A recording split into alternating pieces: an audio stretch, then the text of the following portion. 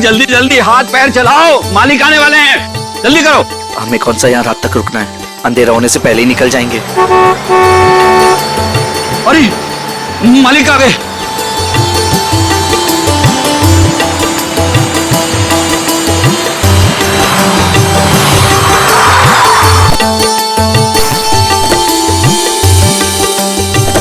प्रणाम मालिक। कैसे हो शांतु? ठीक हूँ मालिक। सब ठीक ठाक है? जी मालिक, जैसा आपने कहा था सारी साफ सफाई करवा दी है, थोड़ा सजावट का काम बाकी रह गया। शांतु, ये लड़की के माता पिता है। प्रणाम। नमस्ते।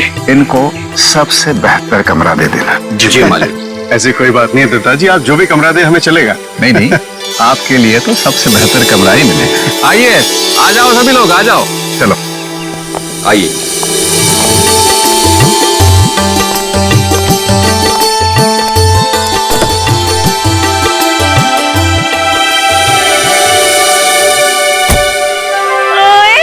अजीत, अभी तो प्रिया से आपकी शादी भी नहीं हुई और अभी से आप जोरू के गुलाम हो गए।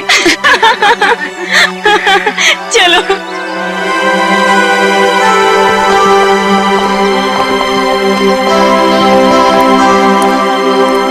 प्रिया बेटा, चलो जल्दी आओ, पहले फ्रेश हो जाओ। हाँ, फिर आराम से फार्म हाउस देख लेना। हाँ माँ, बस 5 मिनट। इंडिया वापस आकर कितना अच्छा लग रहा है ना। मुझे भी। और देखो ना जी, कितना सुंदर है। पहाड़ है, पेड़ है, फूल है और इन सबके बीच में तुम्हारा फार्म हाउस।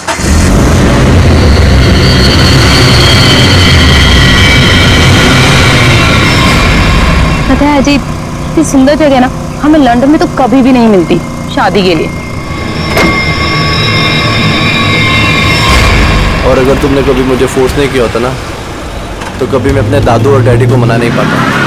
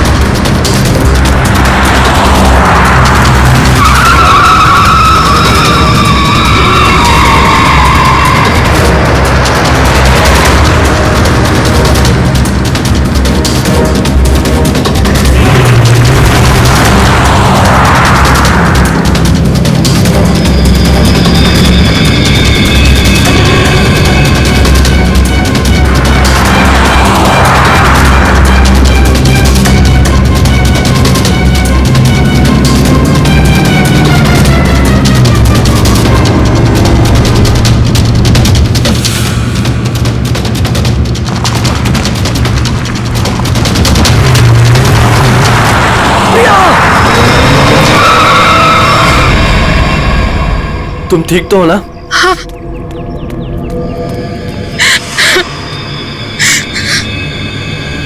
प्रिया, प्रिया, मम्मा, तुम ठीक तो हो ना बेटा? तुम ठीक तो हो? पता नहीं कार अपने आप कैसे चलने लगी। बेटे, तुम्हें चोट तो नहीं लगी ना? अजीत बेटे। अंकल, मैं ठीक हूँ, बस प्रिया थोड़ी सी डर गई है। खुशी हुआ बेटा, डरो मत, चलो घर चलो। अच्छा, सारे फंक्शन शुरू हो रहे हैं बेटा। चलो, कुछ नहीं होता, चलो चलो चलो बेटा।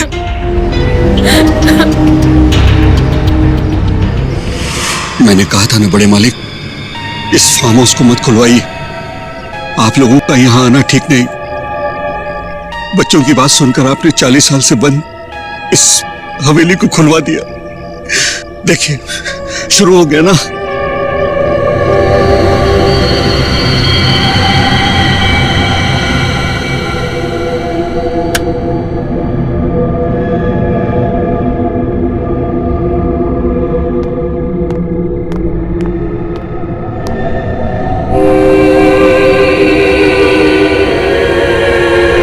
प्रकाश, प्रकाश,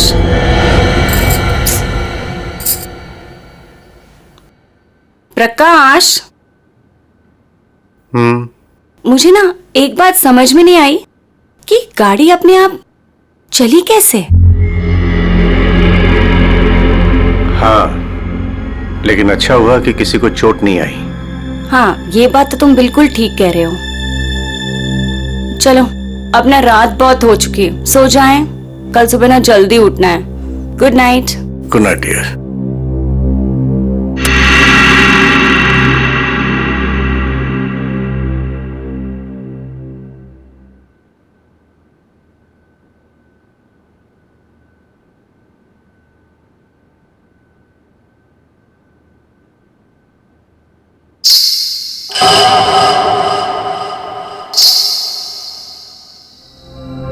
रेनू, रेनू, तुमने कुछ सुना? क्या? घुंघरू की आवाज। मैंने कोई आवाज नहीं सुनी प्रकाश। आप सोने की कोशिश करो ना।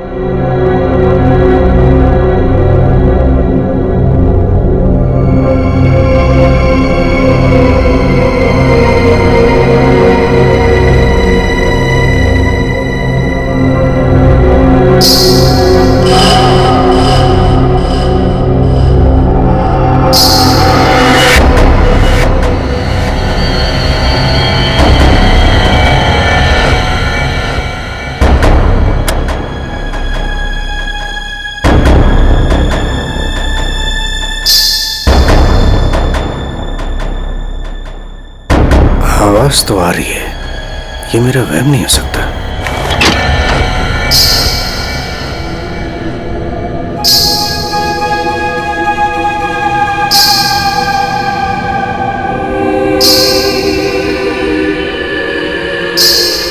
कौन है? कौन है वहां?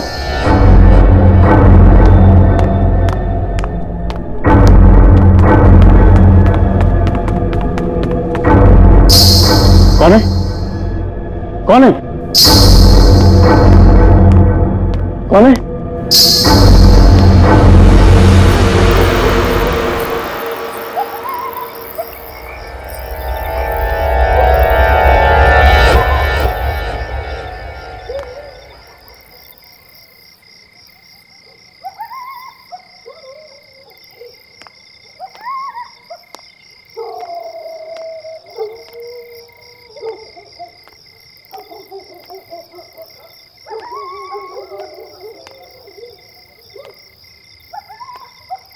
वो साया तो इसी तरफ आया था, अब कहां गायब हो गया?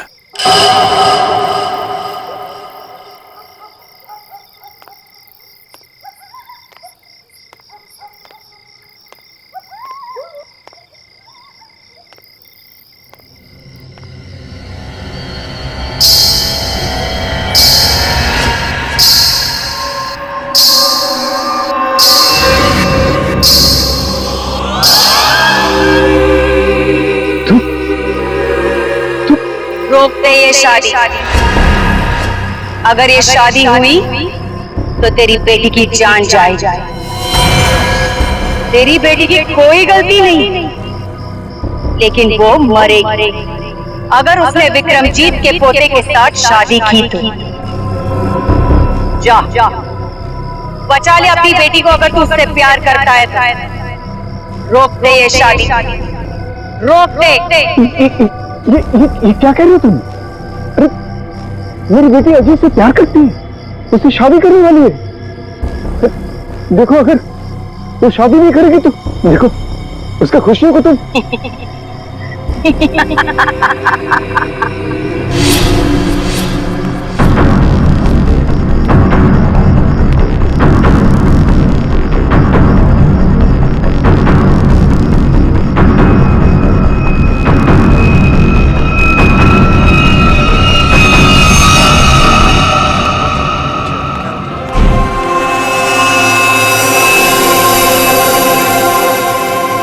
प्रकाश, फार्म हाउस में इतने लोग रुके हैं, लेकिन किसी को भी ना घुंघरू की आवाज नहीं सुनाई दी और ना ही वो औरत दिखी।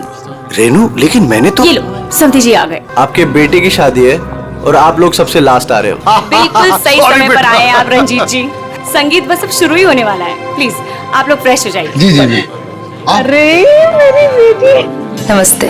कितनी सुंदर लग रही है मुझे। God bless you. नमस्ते।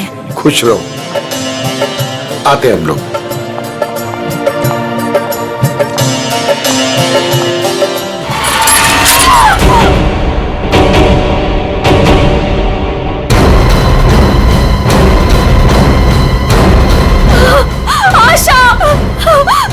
तुम्हें यकीन हुआ ना कि प्रिया की जान को खतरा है? अब ये शादी नहीं होगी रेनू। बड़े मालिक, मुझे जिस बात का डर था वो शुरू हो गया है। इसे आपको रोकना ही होगा बड़े मालिक, वरना एक एक करके सबकी जान चली जाएगी। काफी मजबूत है। ये अपने आप कैसे गिर गया? सर, ये काम उस आत्मा का है। क्या? आत्मा? कैसी आत्मा? सर, मैंने उसे कल रात अपनी आंखों से देखा है। घुंघरू की आवाज सुनकर जब मैं कमरे से बाहर आया तो मैंने उसे देखा। उस आत्मा ने मुझसे बात की, मगर फिर कहीं गायब हो गई। उसने बात की आपसे? क्या क्या बात की? सर, उसने मुझसे कहा कि मैं अपनी बेटी की शादी रोक दूं, और उसने मुझे चेतावनी दी कि अगर मेरी बेटी की शादी हुई तो उसकी जिंदगी को खतरा है। देखिए, एक बात मैं आपको बता दूं, आत्मा जैसी कोई चीज नहीं होती है। सर, कुछ चीजें पारलौकिक होती है, वो दिखे या ना दिखे पर होती जरूर है। सर, मेरा विश्वास कीजिए, मैंने उस आत्मा को अपनी आंखों से देखा है। अगर आपने उसे अपनी आंखों से देखा है तो जरूर कोई ऐसा है जो आपको बेवकूफ बना रहा है, समझे? और वो जो कोई भी है वो यही है, किसी फार्म हाउस में।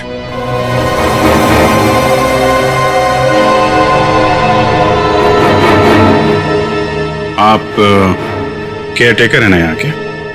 जी सर। फिर तो यहीं रहते होंगे। जी। आप मिले आत्मा से? घुंघरू की आवाज सुनी आपने? कौन है वो औरत जो ये सब ड्रामा कर रही है? मुझे नहीं पता साहब, आज तक तो मैंने किसी औरत को यहाँ नहीं देखा। यही बाहर मेरा एक कमरा है, वहीं मैं रहता हूँ, लेकिन मैंने किसी औरत को यहाँ नहीं देखा और न ही घुंघरूओं की आवाज सुनी है साहब। और साहब, ये फार्म हाउस तो 40 साल से बंद पड़ा हुआ है साहब। सर, ऐसा लग नहीं रहा है झूमर के साथ किसी ने कोई गड़बड़ की है। हाँ सर, ये स्क्रू मिला है, इसके साथ भी कोई छेड़छाड़ नहीं की है। क्या कहना चाहते हो?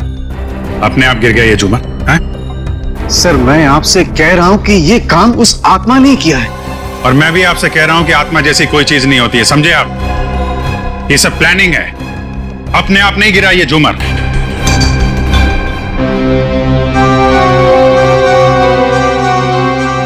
यहाँ इस फार्म हाउस में कोई चोर दरवाजा भी है? कोई ऐसा दरवाजा जो... जी हाँ, एक चोर दरवाजा है जो फार्म हाउस के पिछली तरफ खुलता है, पर वो तो कई सालों से बंद है। वो हम देख लेंगे। पंकज, लाश को फोरेंसिक लैब भेजो, दिखाइए जरा। आइए सर, इस तरफ से।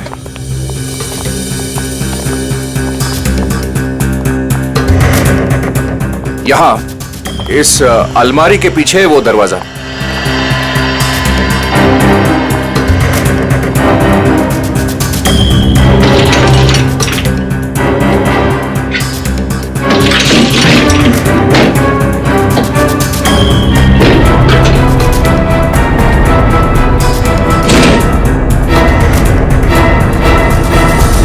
ये धूल मिट्टी देख के लगता है तो काफी दिनों से ये अलमारी यहाँ से हिली नहीं है। और सर, इस ताले पे भी जंग लगा हुआ है, लगता है काफी समय से ताला बंद है।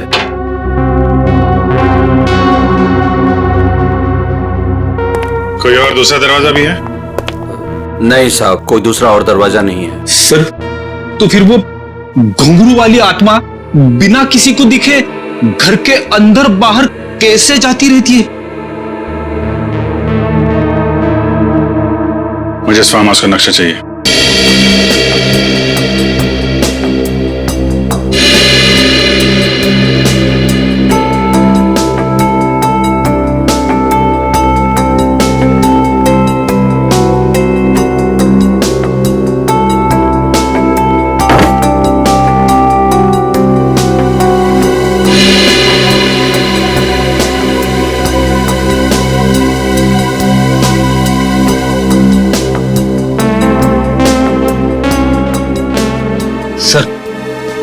लगभग पूरा फार्म हाउस छान मारा है, मगर कहीं पे भी खुफिया रास्ता नहीं मिला है।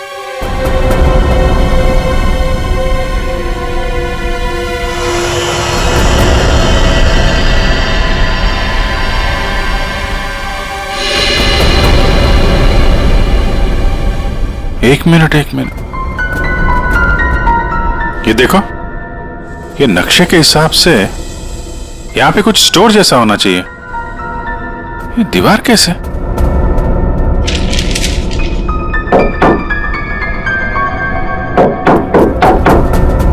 दीवार खोखली है।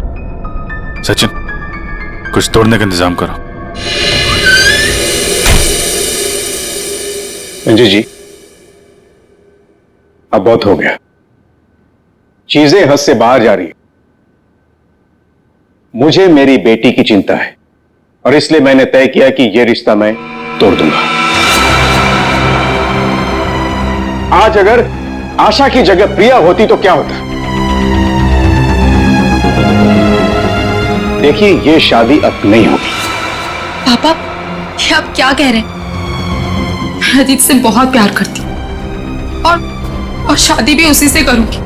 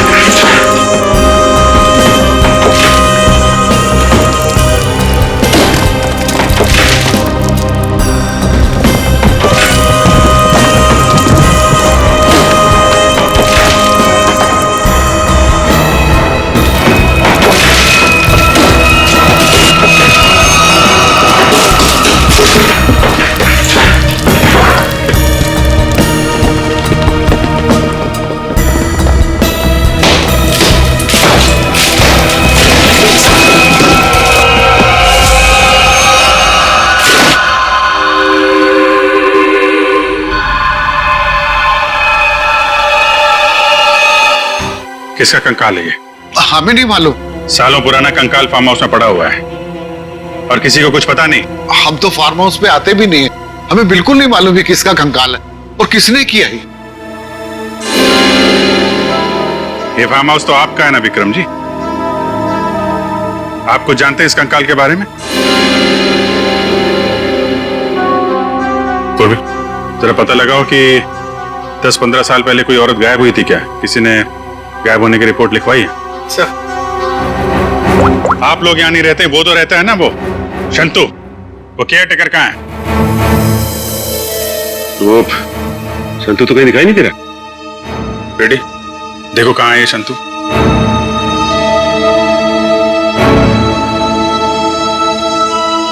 देखिए विक्रम जी, आपके लिए अच्छा यही होगा, जो जानते हैं आप बता दीजिए। कहीं ऐसा तो नहीं कि आपने इस औरत को मार के यहां दीवार में चुनवा दिया हो और इसीलिए फार्म हाउस बंद था? दादू, बाबूजी, क्या हुआ? दादू, डॉक्टर को बुलाओ। तो डॉक्टर को बुला। विक्रम जी सर, हमने शांतु को सब जगह देख लिया, कहीं पे भी नहीं है। भाग के जाएगा कहाँ? शांतो, शांतनु, शांतो, लगता है भाग गया सर। जब गीधड़ की मौत आती है ना, तो वो शहर की तरफ भागता है। तो आपका क्या मतलब है? वो शहर की तरफ भागे? अरे शहर की तरफ भागा या गांव की तरफ, अभी पता चल जाएगा। इस घर की तलाशी लो जरा।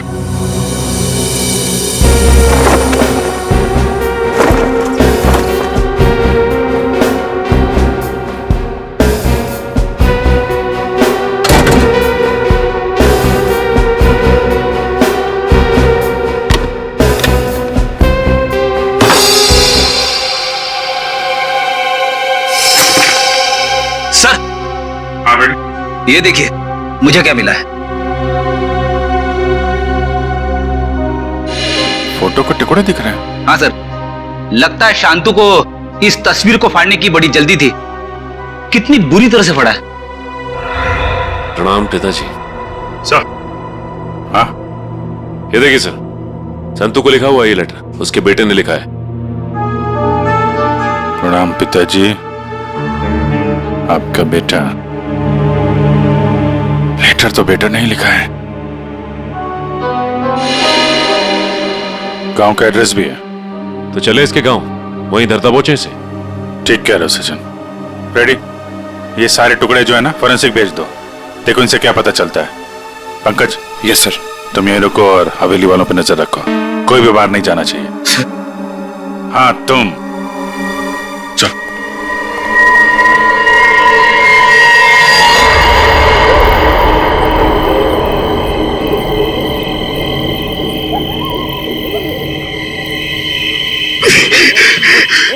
यार ये क्या डरावना बजा है, मुझे यहाँ पे अकेला छोड़ दिया। रुक ना।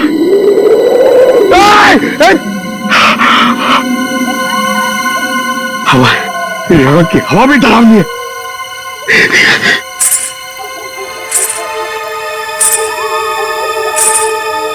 ये कौन है? आत्मा आत्मा नहीं होती है।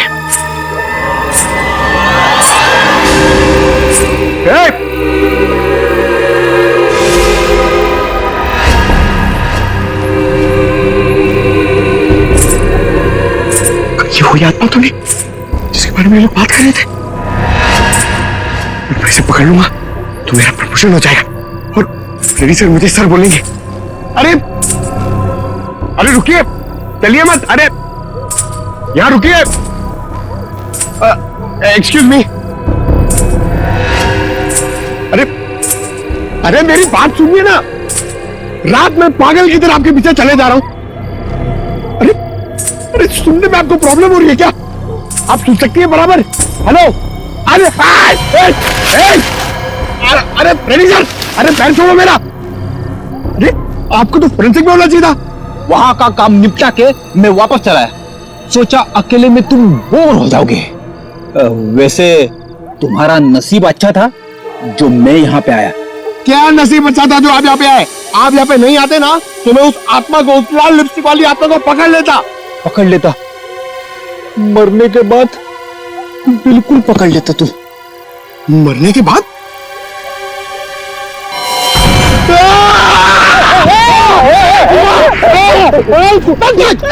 अगर एक कदम आगे बढ़ा था ना तो इस कुएं में गिर जाता। आपने मेरी जान बचाई, थैंक यू। चलो पंकज, अब उस आत्मा को ढूंढते हैं। हाँ, है ना? हाँ चलो चल चल।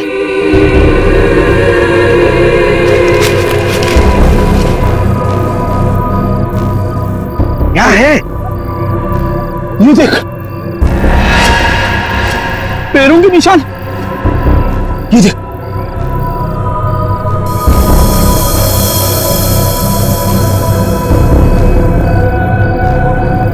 पैरों के निशान उस तरफ जा रहे, मगर आगे तो दिख नहीं रहे। सर, इसमें तो ताला लगा हुआ है। गेट पे ताला लगा हुआ है और ये ऊंची ऊंची दीवार है। ये आत्मा गई तो गई कहां? सर, यहां से भागने का तो कोई रास्ता नहीं दिख रहा है। तू गायब कहां होगी? हवा में।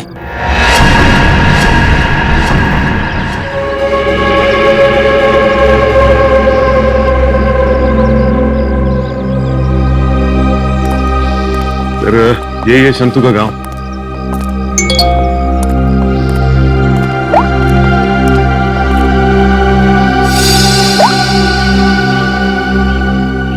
फोटो के हर टुकड़े को जोड़ दिया फोरेंसिक ने।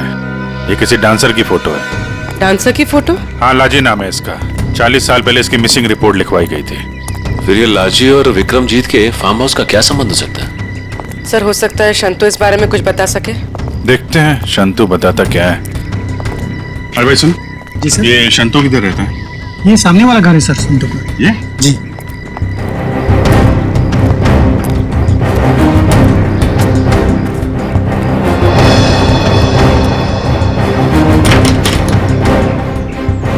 ताला बंद है।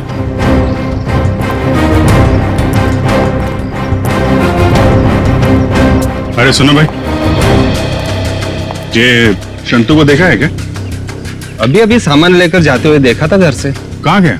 बस स्टैंड की तरफ।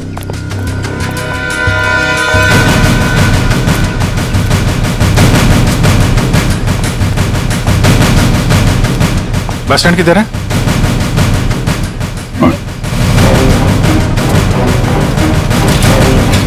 शंतु! शंतु! सीढ़ी भागो। शंतु रुको!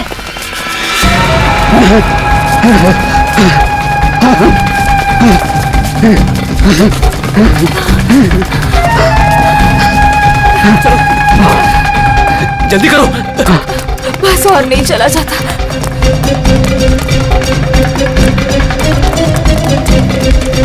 ए, रुक! चलो जल्दी करो।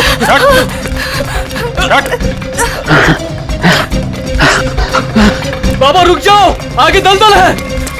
ए, शंतु!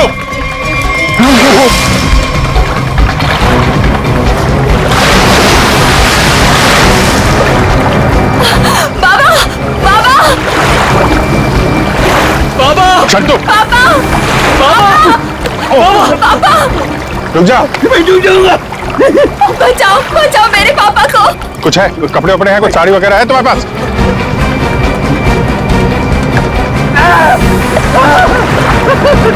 पकड़ो इसको।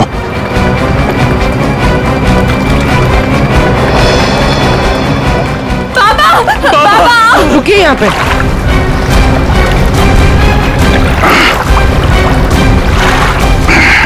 आजा। बचाओ बचाओ। हटो। बहुत कोशिश की तूने कि वो तस्वीर के टुकड़े हमारे हाथ में नहीं आए हैं, लेकिन तुम्हारी बदकिस्मती, वो तस्वीर के टुकड़े भी हमें मिल गए और जुड़ भी गए।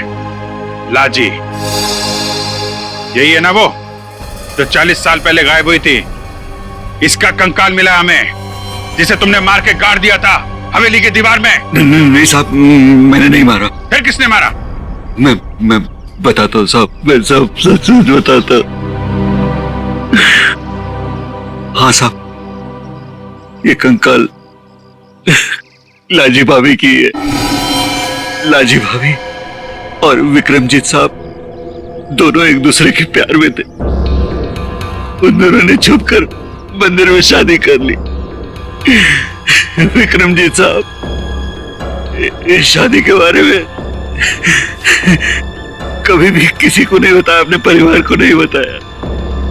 इसी दरमियान उनके परिवार वालों ने विक्रमजीत साहब की शादी एक बहुत ही अमीर घराने में तय कर दी।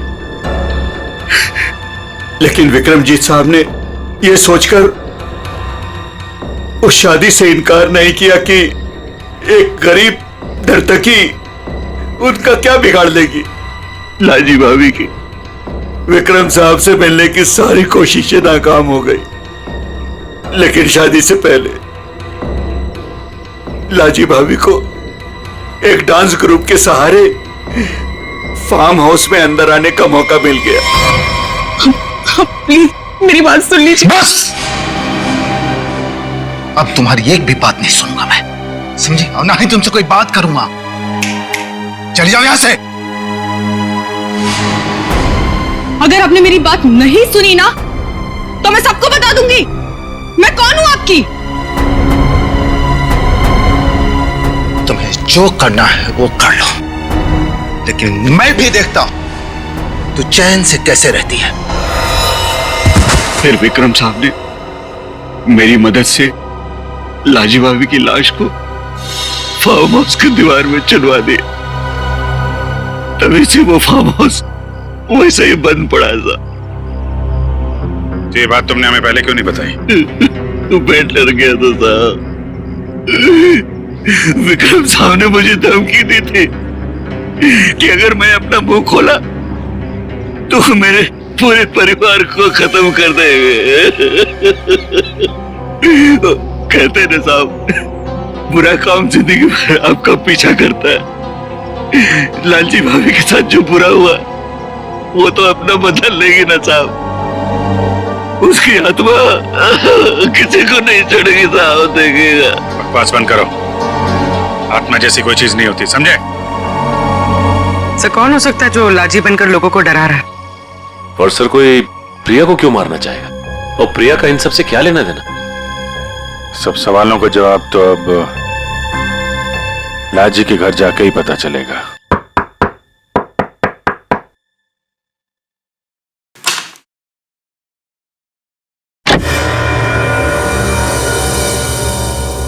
नमस्ते माँ जी। नमस्ते। हम लोग सीआईडी से हैं। लाजी के बारे में आप कुछ बता सकती हैं? लाजी के बारे में? लाजो मेरी बेटी थी।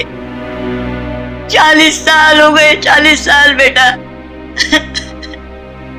एक दिन तो घर से जो बाहर निकली कभी लौट के नहीं आई बेटा। कहाँ नहीं ढूंढा उसे मैंने, कहीं पता नहीं चला। फिर हमने पुलिस में जाकर रपट लिखा है, लेकिन वो ऐसे गायब हो गई जैसे वो धरती पर कभी आई नहीं थी। वैसे और कौन कौन रहता है यहाँ पे? कोई नहीं, मैं अकेली रहती हूँ। लाजी और उसके पिता के अलावा मेरा इस दुनिया में कोई नहीं है, कोई नहीं। बेटा, मैं इसलिए जिंदा हूँ कि लाजी की खबर सुनूं और मैं चलूं। माँ जी, आपके पति का देहांत कब हुआ था? यही कोई 25 साल। 25 साल?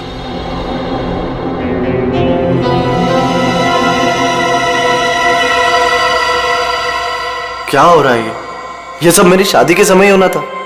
मेरे तो कुछ समझ में नहीं आ रहा है। प्रिया का मैसेज? छत पे आके मिलो, कुछ जरूरी बात है।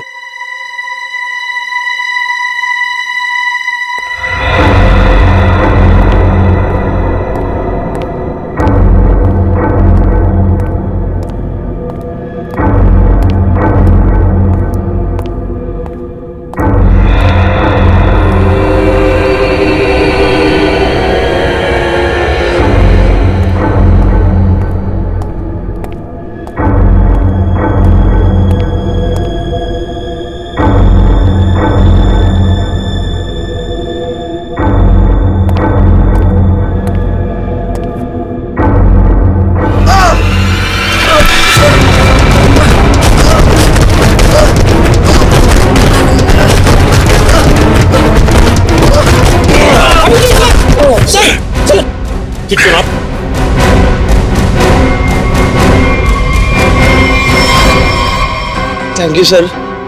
अगर आज आप ना होते तो शायद मैं पूरी तरीके से घायल हो जाता, या शायद मर भी सकता था। कोशिश तो यही थी। जी क्या कह रहे हैं सर आप? बताता हूं, सब बताता हूं। इस फार्म हाउस में 2 खून हुए। 40 साल पहले पहला हुआ लाजी का, जिसका कंकाल हमें मिला है, और दूसरा हुआ अब आशा का, लेकिन वो गलती से मारी गई। खूनी मारना चाहता था अजीत को। अजीत?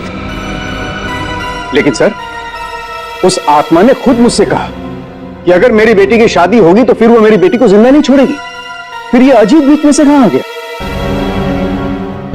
यही तो चाल है प्रकाश जी। उसने आपको और सबको उलझाने के लिए प्रिया को मारने की बात कही, जबकि उसका असली निशाना हमेशा से अजीत ही था। ये सब क्या हो रहा है? मुझे तो समझ ही नहीं आ रहा, ये सब हो क्या रहा? मैं समझाता हूं।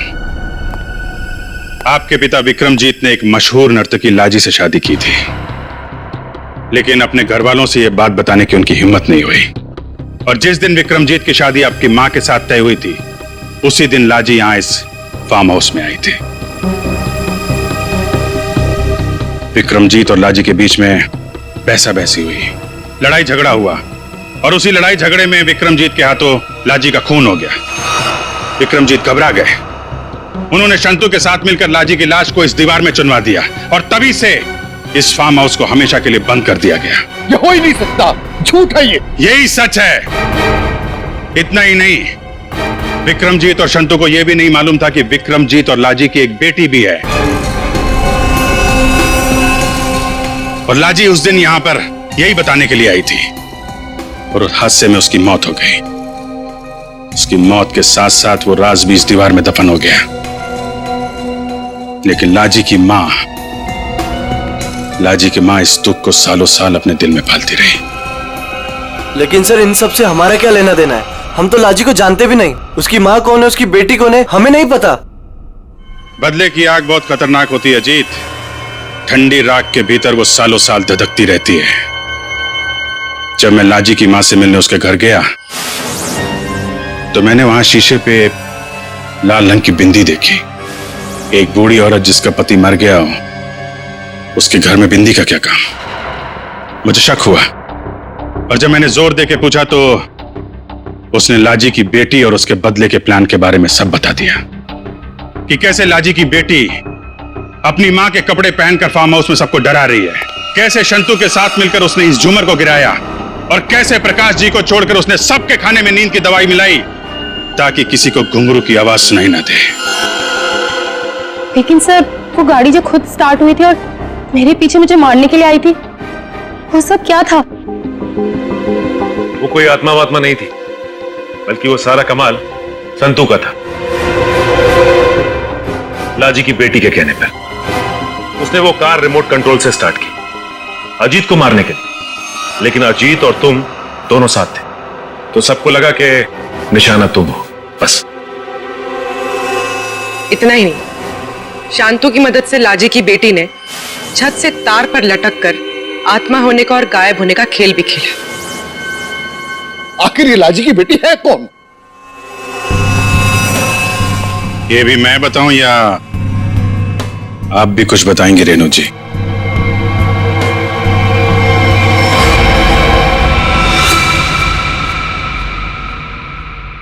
हाँ,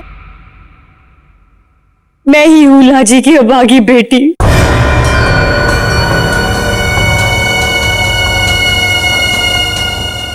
बचपन से सुनती आ रही हूं अपनी नानी से कि मेरी मां को उनका हक न देने पर उन्हें मार दिया गया। तब से मां की मौत का बदला लेने की चाहत मन में लिए मैं बड़ी हुई उसको। मैंने शुरू से ही विक्रमजीत के परिवार पर नजर रखी हुई थी। अपना काम पूरा करने के लिए, ये जानते हुए कि उनकी पहली पत्नी मर चुकी है और अब वो एक बच्ची के बाप है, मैंने प्रकाश से शादी कर ली सर। मैंने प्रिया को सगी मां से भी ज्यादा प्यार दिया और मैंने जानबूझकर उसे लंदन भेजा और उसी कॉलेज में एडमिशन करवाया जहां अजीत पढ़ रहा था।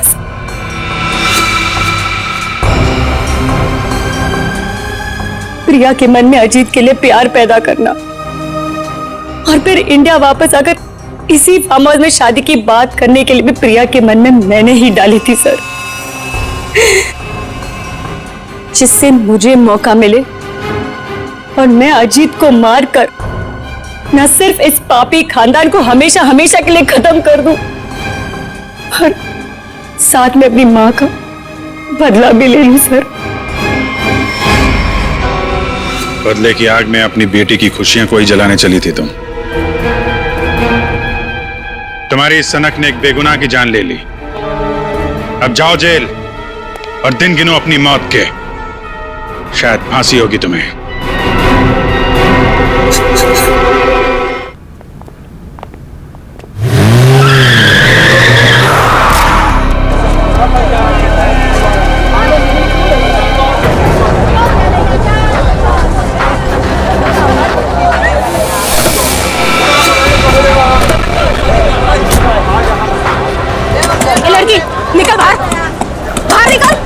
बाहर निकल, बाहर निकल। एरोप्लेन की तरह गाड़ी चलाती है, तुझे तो जेल भेजेंगे। दारू पी के गाड़ी चलाती है, मैं तुझे जेल में चक्की पिसाऊंगा। बाहर निकल।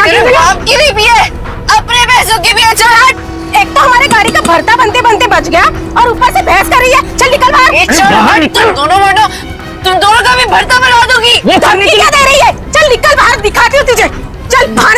अरे इसे तो चोट लगी है, खून भी बह रहा है। पहले इसको जेल जाना होगा। क्या हो रहा है यहाँ पे? ना देखो, हमारा एक्सीडेंट किया है, अभी यहाँ के भी एक्सीडेंट किया है। बोलो। अरे ये तो बेहोश हो गई। बर्ड बॉय, इसे स्टेशन लेकर आओ। इसको खोलो। दरवाजा खोल। खोलो इसको। अंदर से लॉक है। इसकी जान खतरे में, खोलो इसको कोई। ये लड़की दरवाजा खोल। चाहे कुछ भी हो जाए, छोड़ूंगा नहीं इसे मैं। इसे जेल भेज कर रहूंगा। जल्दी करो इसका। आप यही रुकिए, आप अंदर नहीं आ सकते। ठीक है, तुम अपना कर्म करो, हम अपनी शर्म करते। जल्दी इलाज करो। आज हम इसकी वजह से मर जाते, उसका क्या? हाँ, और तुम भी उसकी जगह लेटी होती तो? मैं क्यों? मुझे पता है तुम चाहते हो कि मेरा एक्सीडेंट हो जाए। नलिनी, नलिनी कहाँ है? हमें क्या मालूम? तुझे क्या हम यहाँ के रिसेप्शनिस्ट लग रहे हैं? अरे अभी एक लड़की का एक्सीडेंट हुआ था, उसको थोड़ी देर में अंदर लेकर आए थे। कहाँ है वो? लगता है ये लड़की उसकी दोस्त है। अच्छा, वो तेरी फ्रेंड है। आज तेरी फ्रेंड की वजह से मैं स्वर्गवासी होते होते बच गई। अच्छा, वो तुम दोनों हो? मुझे बाहर से अभी पता चला है। मेरे दोस्त का एक्सीडेंट तुम दोनों की वजह से हुआ है। क्यों किया तुमने ऐसा? अगर मेरे दोस्त को कुछ भी हुआ, मैं तुम दोनों को छोड़ूंगी नहीं, केस कर दूंगी। हो, उल्टा चोर कोतवाल को डांटे। अरे तुम क्या केस करोगी? हम केस करेंगे तुम्हारे दोस्त के ऊपर। दारू पी के गाड़ी को ठोक दिया है, चकनाचूर कर दिया हमारी गाड़ी को। ड्रिंक एंड ड्राइव के केस में अंदर भेज दूंगा, समझे? कानून मत सिखा मुझे, मैं वकील हूँ। तुम दोनों तो गए काम से। ये तो हमें धमकी दे रही मम्मी। हाँ, मुझे भी कुछ ऐसा ही लग रहा है। देखो, आप हमें इस तरह से धमकी नहीं दे सकते। ये क्या हो रहा है? शांत रहिए, जरा शांत रहिए। हॉस्पिटल है, कोई मच्छी मार्केट नहीं। अरे आप लोग सब जानते हैं ना कि अस्पताल है और उसके बाजू में आसपास कहीं भी धर्मी प्रदर्शन किया तो आपको सजा हो सकती है। सॉरी डॉक्टर साहब। शांत रहिए। इलाज।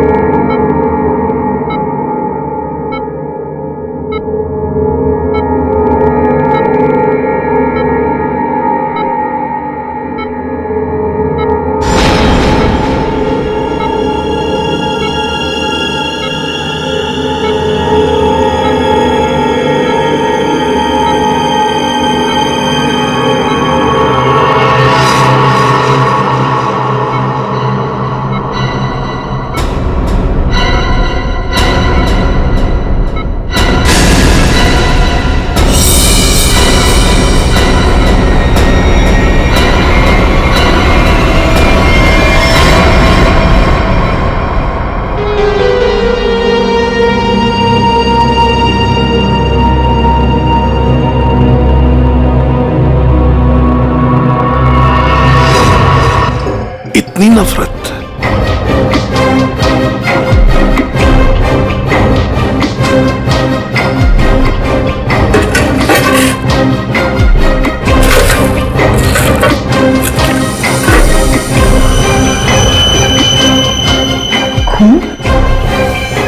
सर, डस्टबिन में से ये खून से सनी हुई कैंची मिली है। लगता है इसका खून इसी से किया गया है।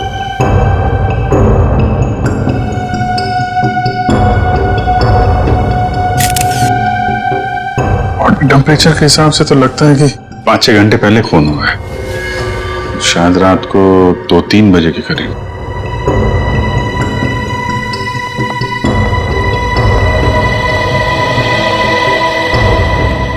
डॉक्टर साहब, ये पेशेंट कौन है?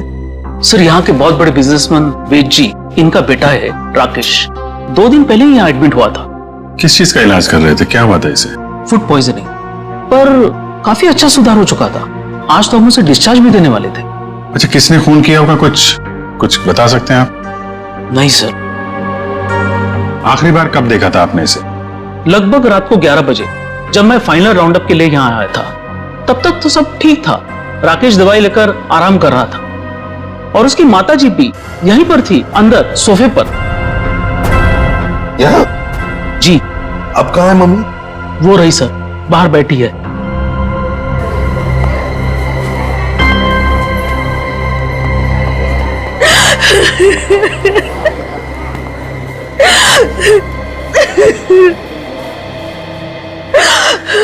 आप तो कमरे में ही थी ना राकेश की देखभाल करने के लिए? हाँ सर, मैं यहीं पे रुकी थी। रात को करीब 9 बजे मैंने अपनी बेटी और लावण्या को घर भेज दिया था।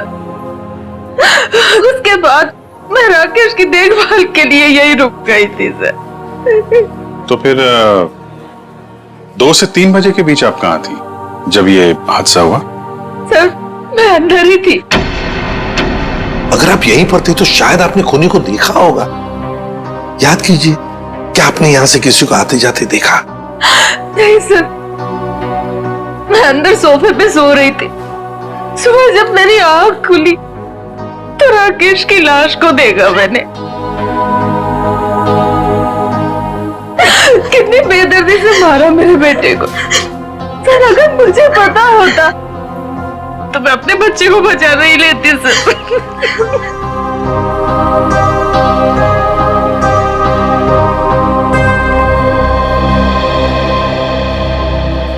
अभिजीत, ये कैसे हो सकता है? राकेश का खून हो रहा था और उसकी माँ बगल में सो रही थी, उसे पता नहीं चला। अब राकेश का जब खून हो रहा था तो खुद को बचाने के लिए वो चीखा चिल्लाया होगा, हाथ में झाड़े होंगे, कुछ तो सुनाई पड़ता माँ को। माँ इतनी गहरी नींद में सो रही थी कि उसे सुनाई तक नहीं पड़ा। ऐसी नींद की शायद किसी ने जैसे बेहोशी की दवा दी हो। अभी मुझे तो यहाँ कुछ न कुछ तो गड़बड़ लगती है, कुछ न कुछ तो गड़बड़ है।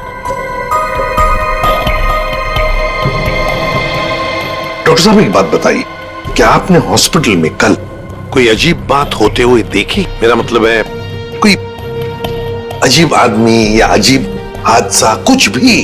सर कल हॉस्पिटल के बाहर एक एक्सीडेंट हुआ था। एक लड़की की गाड़ी हॉस्पिटल की दीवार से टकरा गई थी और उसके सर पर काफी चोट भी आई थी।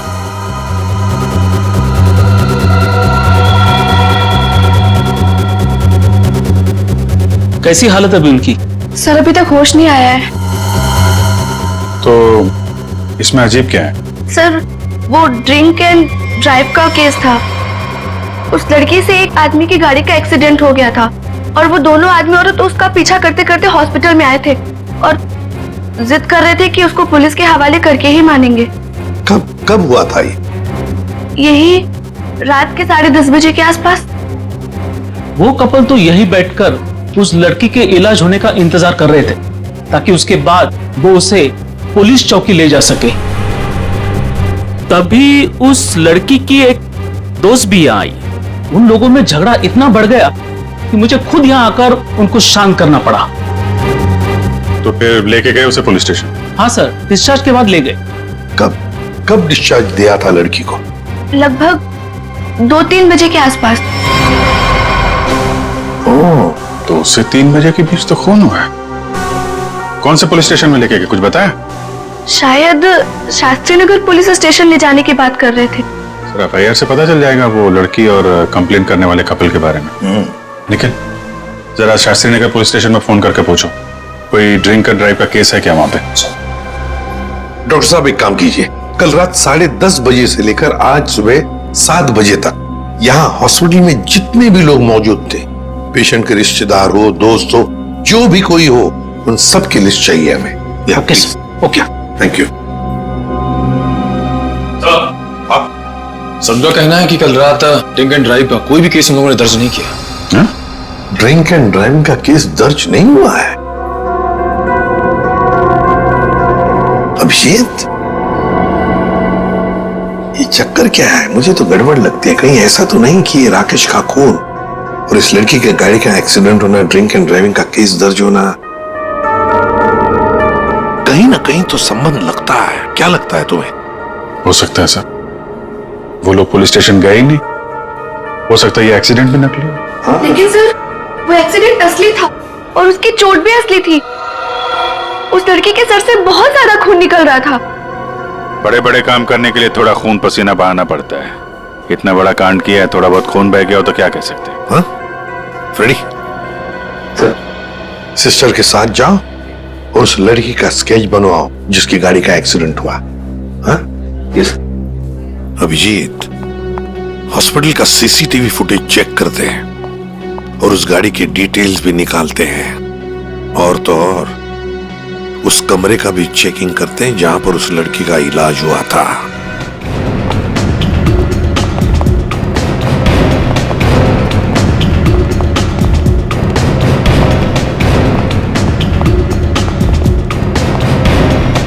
आइए सर।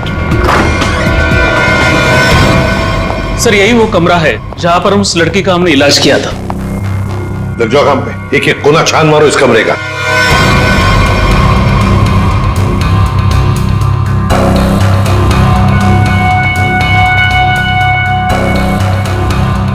सर एक भी सुराग हाथ नहीं लगा। सर उस लड़की का कोई सामान भी नहीं है यहाँ पे। सर उधर भी कुछ भी नहीं मिला।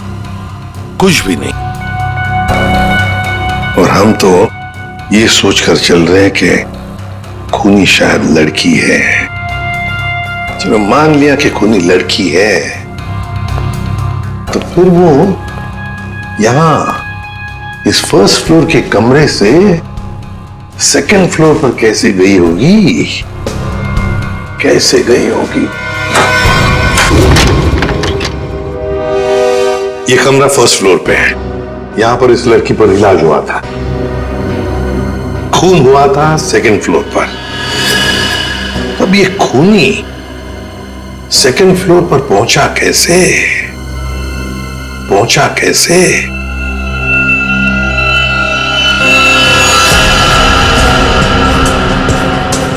अच्छा ये देखो, रनिंग पैरापेट है। खूनी पैरापेट के ऊपर से लगता है इस पाइप के जरिए सेकंड फ्लोर पर गया। हाँ लेकिन पैरापेट पर उतर जाओ, आ जाओ, संभल के, संभल के।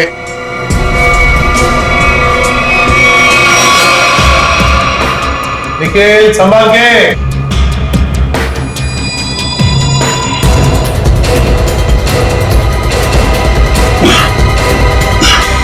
सर हाँ यहाँ पे सूखा हुआ खून मिला है सर, पाइप पे लगा। सूखा हुआ खून मिला? तो फिर जरूर खूनी इसी रास्ते से गया होगा राकेश का खून करने सेकंड फ्लोर पर। देखो देखो और कुछ मिलता है क्या? बारीकी से देखो। ऊपर और जा सकते हो? हाँ सर। चलो वेरी गुड, जाओ।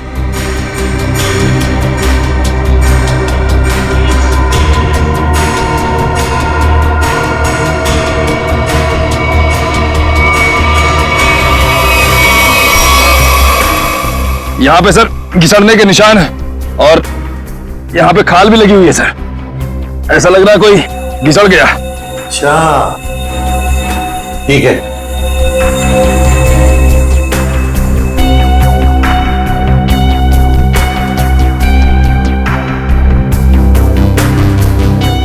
सर यहाँ से ये नहीं पता चल पा रहा है कि राकेश का रूम कौन सा है।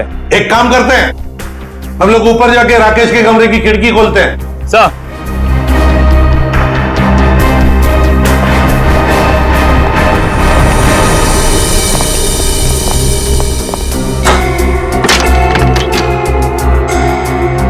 निखिल आराम से।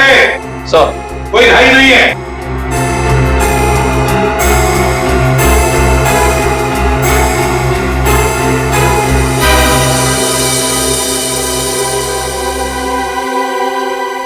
ठीक है आने के लिए रास्ता? हाँ सर। मतलब खूनी यहीं से आया था? सर फर्स्ट फ्लोर के कमरे की खिड़की और इस कमरे की खिड़की दोनों अंदर से बंद थे, तो सर खूनी ने अंदर आके खून किया कैसे? और सर जब खून हुआ तो राकेश की माँ भी नहीं उठी। और तो और सर राकेश की माँ के रिपोर्ट के मुताबिक उन्हें कोई नशीली दवा भी नहीं दी गई। इसका एक ही मतलब हो सकता है श्रेया, कि हॉस्पिटल का कोई है, हॉस्पिटल का कोई है जो खूनी के साथ मिला हुआ है। सर वो सीसीटीवी फुटेज में वो आदमी का चेहरा नहीं दिख रहा सर। उसने चेहरा ढका हुआ था क्या? सर नहीं, चेहरा ढका हुआ नहीं था, मगर वो नीचे देख रहा था। अबे अरे यार आराम से चला। ध्यान से।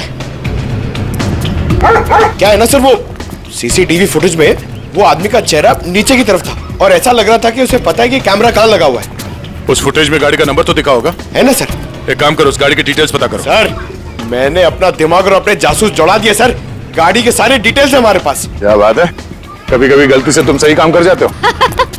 सर ये तो अभिजीत सर हैं, इसलिए हमारे पास इतनी इन्फॉर्मेशन है, वरना ये तो गाड़ी के बोनेट में ही अटका रहता। अरे अरे ये सब क्यों बोल रही हो? श्रेया, क्या नाम है उस कपल का जो उसका पीछा कर रहे थे? सर आदमी का नाम गबरू है और उसने अपने किसी मैकेनिक दोस्त की मदद से वो गाड़ी भाड़े पे ली। कौन से खोली में रहता है ये? सर खोली नंबर 420। 420? हाँ सर। जैसा काम वैसे खोली का नंबर। तो भाई साहब जी, ये गबरू कहाँ रहता है? सर वो तो रामलीला में है। ये सामने? हाँ जी।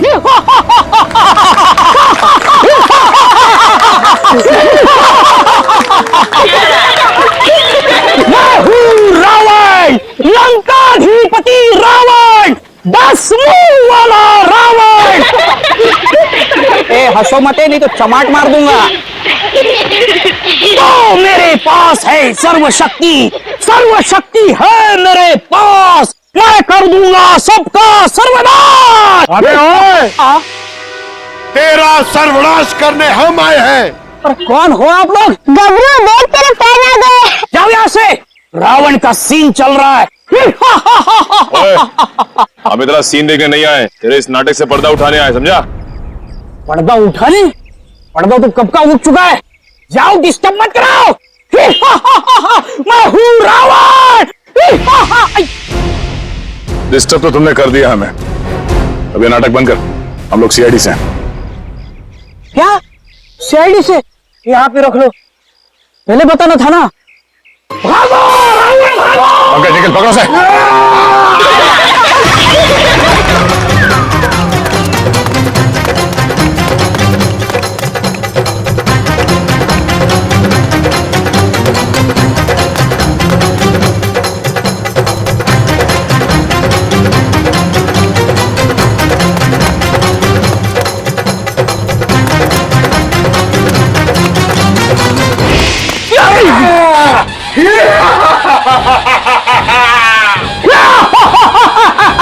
आओ युद्ध के लिए तैयार हो जाओ।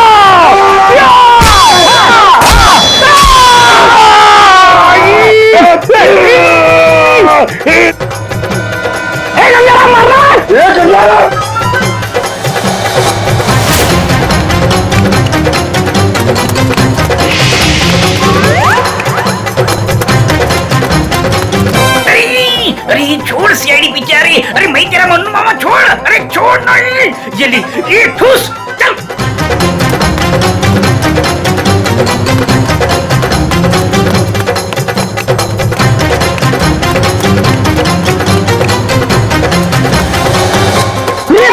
कहाँ भाग रहे हो? अरे भाग, पीछे से आइए, भाग भाग। भागी पाला, खोलने लगेगा, भागी पाला हो गया, भाग। सीआईडी पीछे भाग, मेरे पीछे पीछे भाग, भाग भाग करो, भाग। अरे भाग, सीआईडी पीछे भाग, भाग। अरे आगे भी सीआईडी, पीछे भी सीआईडी, यहाँ पानी। बहुत भाग दौड़ कर लिया, चुपचाप खड़े रहे। जरा सा भी हिला ना तो जितने सारे सब एक साथ फोड़ दूंगा। साहब ये भाड़े के हैं साहब। अबे तू रावण है क्या पीटी उषा? नहीं नहीं सर, नहीं सर, इतना दौड़ाता है। अब ये बताओ, तुम लोगों ने राकेश का खून क्यों किया? नहीं साहब, हमने किसी को नहीं मारा। डरे हुए चूहे की तरह भाग क्यों रहा था? हाँ? अरे सीआईडी बोले तो डर के मारे भाग निकल गई। नहीं सब ये भाड़े का है। भाड़े का? ये भी? अब सच सच बता, कत्ल से ठीक पहले तुम लोगों ने वहाँ हॉस्पिटल के बाहर एक्सीडेंट का नाटक क्यों किया था? हमारी कोई गलती नहीं है सर, उस लड़की ने कहा था हमें ये सब करने के लिए। लड़की? कौन सी लड़की? जिसने एक्सीडेंट का नाटक किया। नाम क्या उस लड़की का? पहचानते उसे? कहाँ मिले थे उसे? नाम तो नहीं पता, हम नहीं मिले। वो हमें मिलने आई थी चौल में। हाँ, परसों रात को ही बोली। तो मेरे एक्टिंग से बहुत इम्प्रेस। आपने देखा ना अभी मेरी एक्टिंग एकदम रियल है कि नहीं है? हाँ, बहुत अच्छी एक्टिंग करते हो, बहुत अच्छे भागते हो तुम। ये बताओ कि इस लड़की ने तुमसे कहा क्या था? उसने मुझे रोल ऑफर किया रियलिटी शो के लिए और बोले हर जगह ना चुपे कैमरे होंगे, तुम्हें बस है कि नहीं रोड एक्सीडेंट का नाटक करना है। भाई को तो बोलना। हाँ। अच्छा, फिर तुम दोनों ने भेष क्यों बदला? उस लड़की ने कहा था हमें भेस बदल के एक्टिंग करने के लिए। देख, तेरे बचने का सिर्फ एक ही रास्ता है। जो कुछ भी उस लड़की के बारे में जानता है बता। उसे पहचान सकता है तू? नहीं पहचान सकता। और जब भी मिली है ना, वो ऐसे चेहरे पे स्कार्फ पहन के आती थी और काला चश्मा। रात को भी कैसे चेहरा दिखेगा? अरे जब हॉस्पिटल में एक्सीडेंट हुआ था तब तो उसकी शक्ल देखी होगी ना तुमने? नहीं, वो खून से एकदम लथपथ, एकदम लाले लाल था, पहचान में नहीं आया। अच्छा, उसे किसी से बात करते हुए सुना? नहीं, सुना तो नहीं।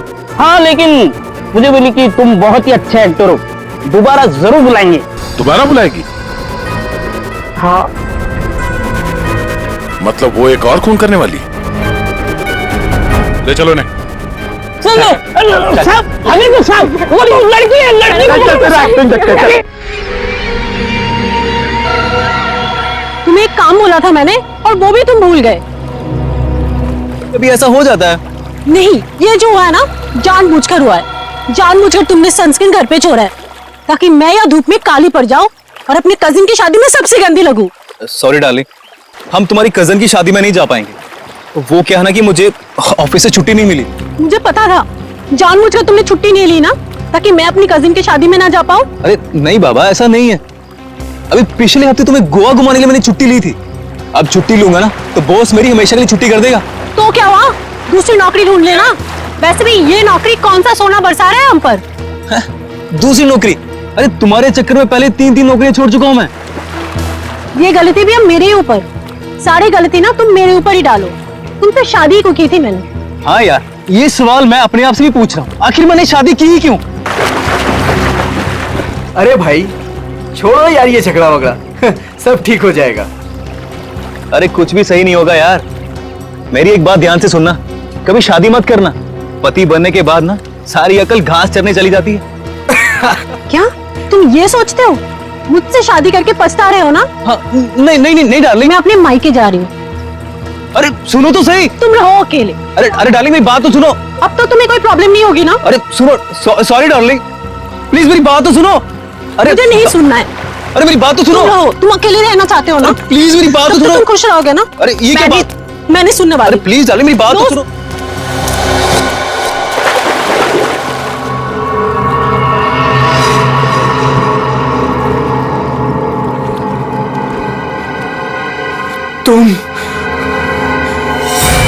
तुम जिंदा हो?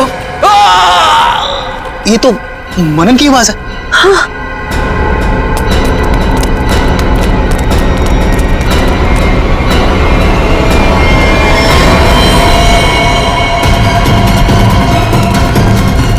मनन,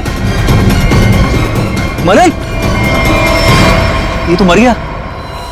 मनन, मनन!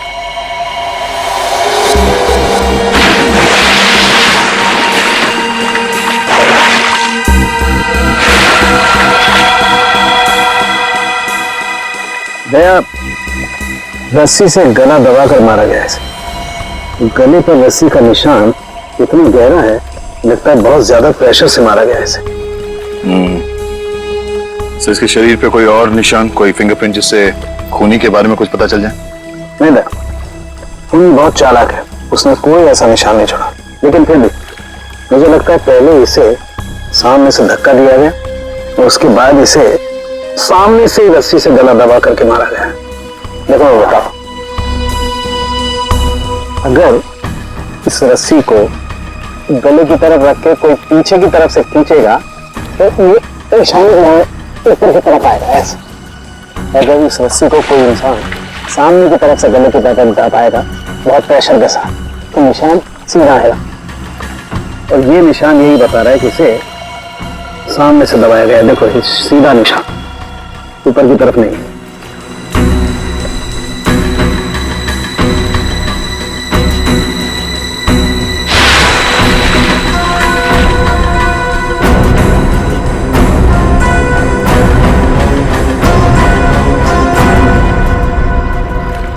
आप लोग कहाँ थे? आप लोग जब ये खून हुआ? सर हम घर के सामने थे सर। ये मुझसे झगड़ा कर रही थी और मैं इसे मना रहा था सर।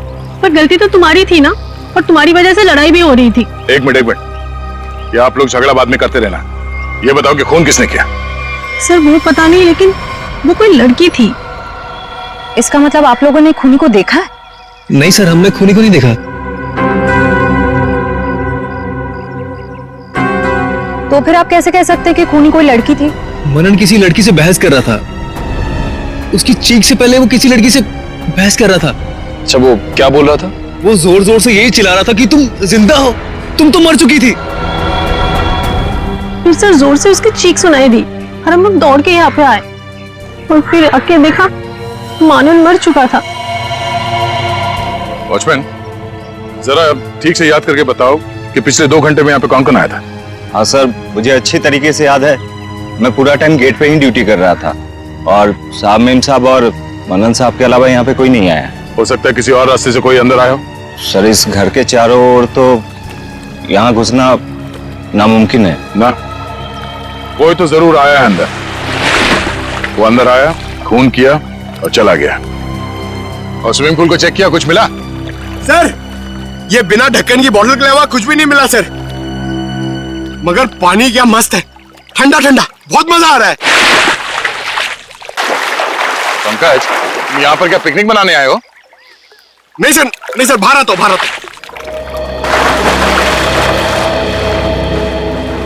ये लड़की कौन है जिसे मनन देख के कह रहा था कि तुम जिंदा कैसे हो सकती हो, और वो यहाँ आई कैसे? सर, वहाँ हॉस्पिटल में भी सारी खिड़की, सारे दरवाजे अंदर से बंद थे। वो लड़की किसी तरह राकेश के कमरे में घुसी, उसका खून करके वहां से भाग गई, जबकि राकेश की माँ वही कमरे में मौजूद थी। फिर भी उन्हें कुछ पता नहीं चला। सर, यहाँ बंगलों में भी वो लड़की किसी तरह बंगलों के अंदर घुसी, मनन का खून किया और यहाँ से भाग गई। फिर भी इन्हें कुछ पता ही नहीं चला। सर, इस केस में एक ही चीज कॉमन है, लड़की। वहां हॉस्पिटल में भी शक एक लड़की की तरफ जा रहा था और यहाँ पे भी शक एक लड़की की तरफ जा रहा है। सर, ये केस सॉल्व हो गया सर। मैं आपको बताता हूं, ये एक बहुत खूंखार आत्मा है सर, जो एक लड़की की बॉडी में घुस के ये सब पूरा कांड कर। पंकज, तुम्हें क्या फ्रेडी की बीमारी लग गई है? हाँ? ये आत्मा क्या है?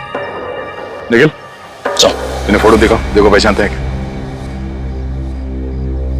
ये आप लोग इसे पहचानते हैं? सर, ये तो मनन का फ्रेंड राकेश है। मनन और राकेश दोनों कॉलेज में एक साथ पढ़ते थे। कई बार मिले भी हैं इससे मानन की पार्टी में, और फिर सर कई बार हमारे घर पे भी आए हैं। राकेश की मौत के बाद मनन काफी डिस्टर्ब था, इसलिए मनन को हमने अपने साथ बुला लिया। तो हो सकता है कि दोनों का खूनी कोई एक ही हो और उसे पता था कि मनन उसे कहाँ मिलेगा। पर सर, हमारे सामने अब भी वही सवाल है, वो लड़की इस बंगलों के अंदर आई तो आई कैसे? हाँ सर, कोई आदमी आसमान चीर के या फिर जमीन फाड़ के थोड़ी आ सकता है। ये जरूर कोई आत्मा।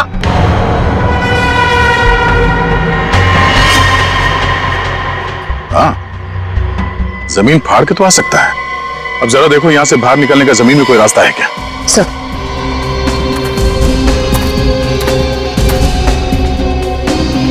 ये फोटो देखो, इसे पहचानते हो आप लोग?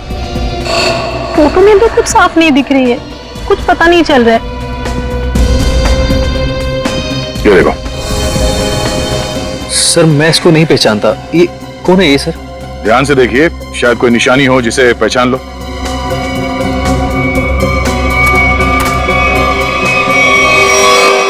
सर! हाँ? क्या हुआ? सर, ये मैनहोल। खोलो इसे। ओह, तो ये है उस खूनी के आने जाने का रास्ता। तो खूनी यहीं से आया होगा, उसे सब पता था कहां से अंदर आना है और खून करके कहां से निकलना है। ये काम करो, देखो जरा ये रास्ता कहां पर खुलता है। राकेश का हॉस्पिटल में खून और मनन का स्विमिंग पूल में गला घोटकर मार देना, दोनों हादसों में कोई ना कोई कनेक्शन जरूर है। लगता है कोई बदला ले रहा है इससे। हाँ सर, 7 साल पुराना बदला। क्या 7 साल पुराना बदला? जी सर। सर, ये 2 लोग जो मरे हैं, राकेश और मनन, ये 7 साल पहले जूनियर टेक्निकल कॉलेज में मिले थे और दोनों बहुत जल्द अच्छे दोस्त बन गए थे। और उसी साल एक हादसा भी हुआ था सर। वो क्या? सर, एक कार रेसिंग कंपटीशन में एक कार एक्सीडेंट में एक लड़का और लड़की मारे गए थे और उसी कंपटीशन में ये राकेश और मन्नन भी थे। इन लोगों ने वो कंपटीशन जीती भी थी। मगर सर उस हादसे का इन दोनों की मौत से क्या ताल्लुक है? सर वो जो लड़की मरी थी वो ये है सर, नैना। अरे सर ये तो वही लड़की है जो कार एक्सीडेंट करके हॉस्पिटल आई थी जिस दिन राकेश एडमिट था। और ये है उसका असली चेहरा। सर मैंने इस लड़की की फोटो दिखाकर कंफर्म कर लिया है गबरू से। उसने कहा कि यही वो औरत है जिसने उसे पैसे देकर नाटक करने के लिए कहा था, और उस नर्स से भी इसी लड़की का ट्रीटमेंट किया था। तो फिर ये लड़की 7 साल पहले मरी नहीं थी? सर उस एक्सीडेंट में एक लड़का और लड़की मारे गए थे, और पोस्टमार्टम रिपोर्ट और फिंगरप्रिंट से तो यही कंफर्म हुआ है। तो फिर ये मरी हुई लड़की जिंदा कैसे हो गई? जयवंती, ये लड़की जिंदा नहीं हुई। नैना जिंदा नहीं हुई। नैना की जगह कोई ये और ही लड़की है, कोई और है। सर मैंने इस नैना की पूरी डिटेल्स निकाली है। उसका इस दुनिया में कोई भी नहीं था, अनाथ थी वो। तो फिर दया ये बदला ले कौन सकता है? सर उसी कार रेसिंग कंपटीशन में राकेश और मनन का एक और दोस्त भी था, विक्रांत। एक दोस्त भी था? तो फिर दया, लगता है ये जो भी कोई बदला ले रहा है ना, शायद विक्रांत से भी बदला लेगा। विक्रांत की जान को खतरा है दया, विक्रांत को ढूंढना पड़ेगा। खूनी जरूर विक्रांत के पास पहुंचेगा, जरूर जाएगा वो विक्रांत के पास। ध्यान से। उस लड़की ने इस रास्ते का इस्तेमाल किया है मनन का खून करने के लिए। यहीं से बंगलों में घुसी और यहीं से बाहर आई। अगर यहाँ से बाहर आई है तो उसे यहाँ से बाहर आते हुए जरूर किसी ने देखा होगा।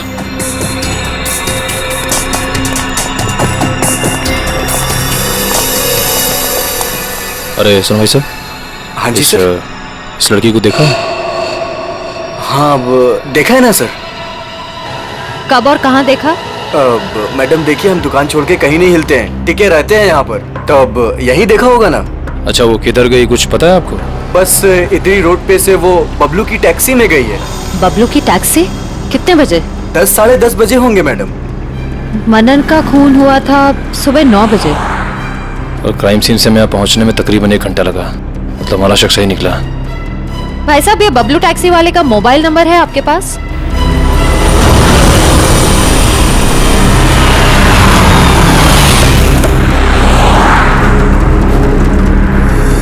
सर यही वो जगह है जहाँ पे मैंने उस लड़की को छोड़ा था।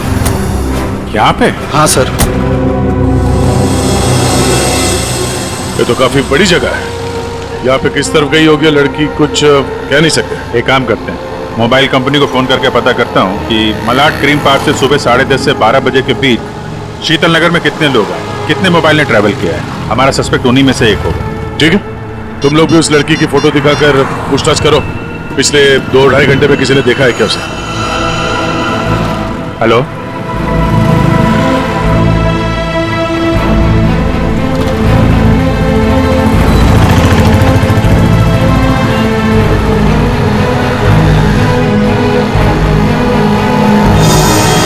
क्या नंबर पता? हाँ जी, 57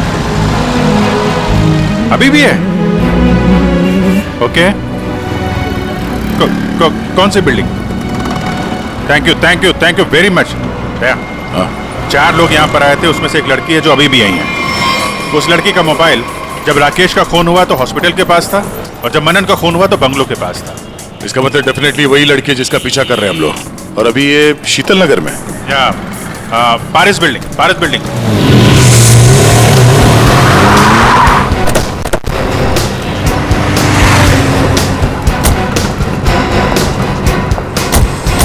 अरे सुनो भाई, इस लड़की को तुमने देखा है यहाँ पे? अरे हाँ साहब, ये कुछ देर पहले ही यहाँ आई थी, अभी बिल्डिंग में गई है। कौन से फ्लोर पे? 3rd फ्लोर पे, 302। कौन रहता है वहां पे? दीपक साहब का घर है, लेकिन कुछ दिनों से शहर के बाहर गए हैं साहब। अरे तो यहाँ कौन रहता है? किससे मिलने आई है वो? दीपक साहब के एक दोस्त हैं, विक्रांत जी। वो यहीं रहते हैं। विक्रांत? कहीं ये विक्रांत तो नहीं राकेश और मनन का दोस्त? और यहाँ छुप के बैठा है। हो सकता है, और अगर वही है तो उसकी जान को खतरा हो सकता है। चलो पंकज, तुम ये रुको, देखना बाहर ना जाने पाए।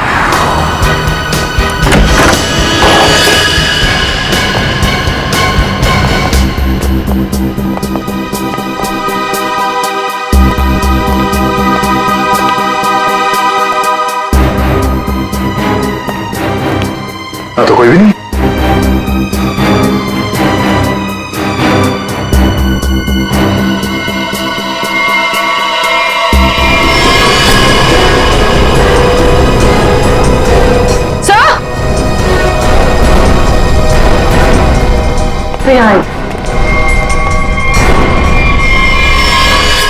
ये तो विक्रांत है, मर चुका है। सर उस लड़की ने एक और खून किया और फिर से गायब हो गई। नहीं, इतनी जल्दी गायब नहीं हो सकती। वॉचमैन ने बताया था ना, अभी अभी तो ऊपर आई है, बिल्डिंग में ही कहीं होगी। नीचे से तो हम लोग ऊपर आए हैं।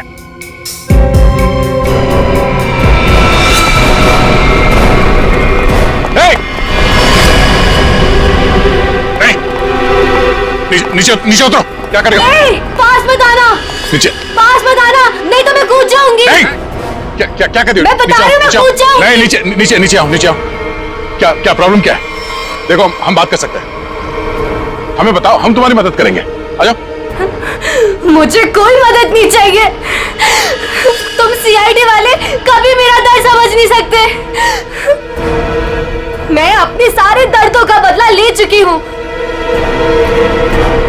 अब मेरे जिंदा रहने का कोई फायदा ही नहीं है। नहीं, देखो हम जानते हैं तुम नैना नहीं हो, उसका चेहरा लगा रखा है तुमने, और तुमने जो किया है वो गलत किया है, गुनाह किया है तुमने, और खुद की जान देकर एक और गुनाह करने जा रही हो। क्यों कर रही हो ऐसा? हैं? कौन हो तुम?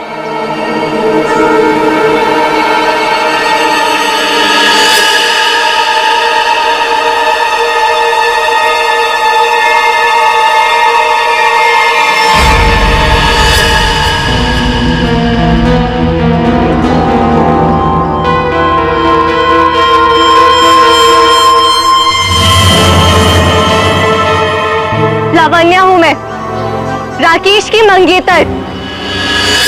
तो तुमने खुद अपने मंगेतर का ही खून कर दिया? खून नहीं किया है मैंने, नहीं किया है मैंने खून, न्याय किया है मैंने।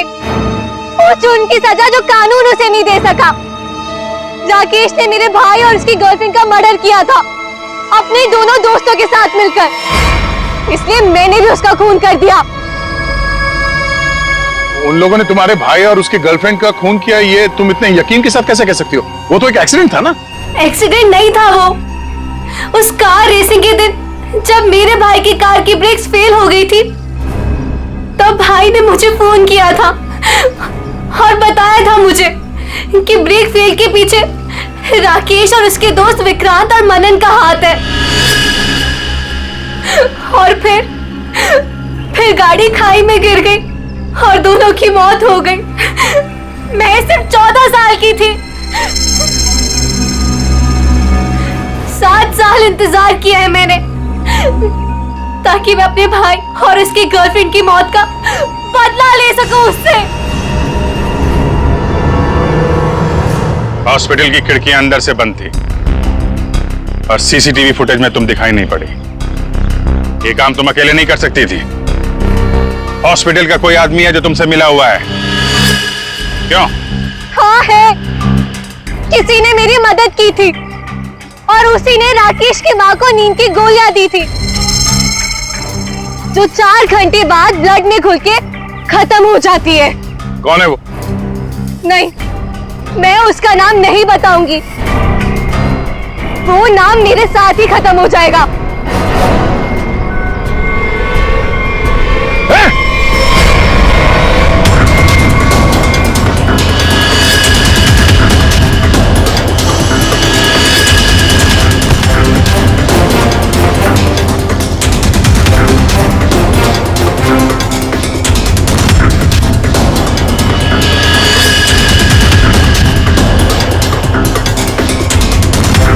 छोड़ते जाओ, धीरे से।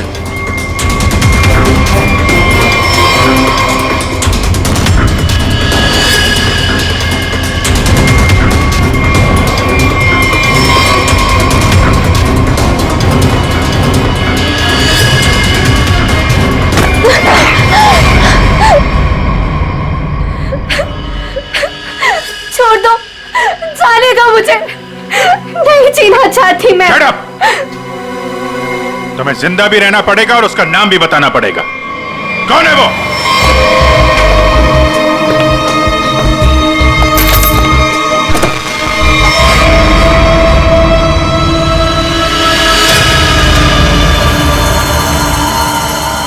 अरे डॉक्टर साहब कहाँ जा रहे हैं? वो भी अकेले अकेले? सीआईडी? डॉक्टर साहब कहाँ परेशान हो रहे हैं?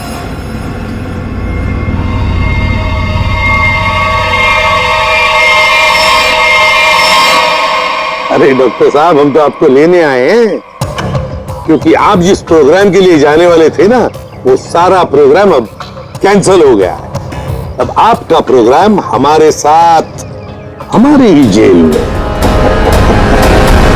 इस तरह के और भी एपिसोड देखने के लिए हमारे चैनल को सब्सक्राइब करें और बेल आइकन दबाना ना भूलें।